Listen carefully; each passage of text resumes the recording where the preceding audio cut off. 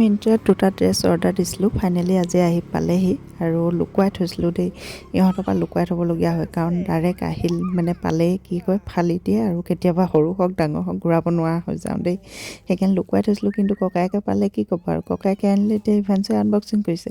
মই ভাবিলোঁ অকণমান ভিডিঅ' কৰি থওঁ বোলো আপোনালোকক দেখুৱাওঁ। অৱশ্যে বৰ বেছি দামী নহয় দেই, 756ত দুটা আনিছোঁ।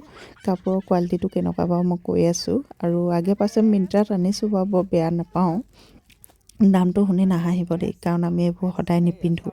কাৰণ কেতিয়াবা ক'ৰবাত ওলাই গ'লে বা পিকনিক চিকনিক গ'লে এদিনীয়াকৈ পিন্ধোঁ, সেইকাৰণে বৰ দাম ভৰাই নথওঁ।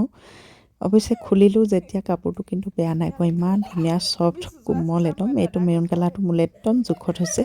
এইটো আকৌ অকণমান টান হ'ল, কিন্তু এইটো কালাৰটোৱে সৈতে মোক খুব মৰম লাগিছিলে। এতিয়া এইটো মই এক্সচেঞ্জ কৰোঁ বুলি ক'লোঁ, ইয়াৰ চাইজ নাই, গতিকে ৰিটাৰ্ণে কৰিব লাগিব। সেয়াই আৰু, কোনোবাই যদি লওঁ বুলি ভাবে মিন্ত্ৰাৰ পৰা ল'ব পাৰে।